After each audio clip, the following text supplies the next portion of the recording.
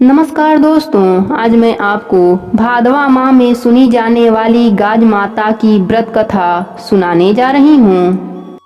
एक समय की बात है, एक नगर में एक राजा रानी रहते थे। उनके कोई संतान न थी। राजा रानी संतान के न होने से बड़े दुखी रहते थे। एक दिन रानी ने गाज माता से प्रार्थना की कि अगर मेरे गर्भ हो जाए तो मैं तुम्हारे हलवे की कढ़ाई करूँगी। इसके बाद रानी गर्भवती हो गई। राजा के घर पुत्र पैदा हुआ, परंतु रानी गाज माता की कढ़ाई करना भूल गई। इस पर गाज माता क्रोधित हो गईं। एक दिन रानी का बेटा पालने में सो रहा था। आधी पालने सहित लड़के को उड़ा ले गई और एक भील भीलनी के घर पालने को रख दिया। जब भील भीलनी जंगल से घर आए तो उन्हें अपने घर में एक लड़के को पालने में सोता पाया। भील भीलनी के कोई संतान न थी।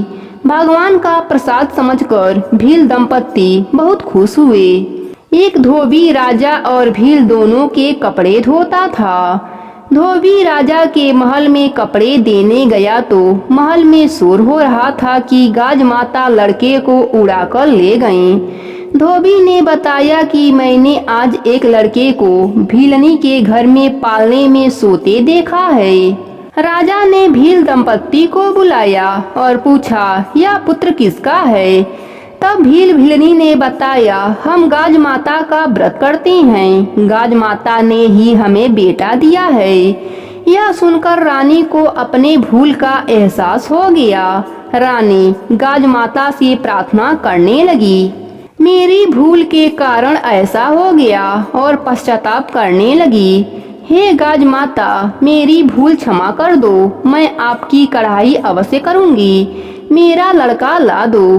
गाज माता ने प्रसन्न होकर उसका लड़का ला दिया तथा भील दंपत्ति का घर भी संपन्न हो गया तथा एक पुत्र की प्राप्ति भी हुई। तब रानी ने गाज माता का श्रृंगार किया और उसकी शुद्ध घी के हलवे की कढ़ाई की। रानी ने 7 जगह 4-4 पूड़ी और हलवा रखकर उस पर कपड़ा व रुपए रखा। जल के लोटे पर सातिया बनाकर 7 दाने गेहूं के हाथ में लेकर गाज माता की कहानी सुनी। इसके बाद साड़ी पूड़ी ओढ़नी पर रखकर सासू जी के पैर छुआ। बाद में लोटे के जल से भास्कर भगवान को अर्घ दिया। इसके बाद 7 ब्राह्मणियों को भोजन कराकर दक्षिणा दिया। उसके बाद स्वयं भोजन किया। गाज माता प्रसन्न होकर रानी का महल अन्य धन से भर दिया। हे गाज माता, जैसे तुमने भील दंपत्ति को धन दौलत और पुत्र दिया तथा रानी का पुत्र वापस ला दिया, उसी तरह हे माता सबको धन और पुत्र देकर संपन्न रखना। कहानी अधूरी हो तो पूरी करना, पूरी हो तो मान रखना। प्रेम से बोलिए गाज माता की जय हो।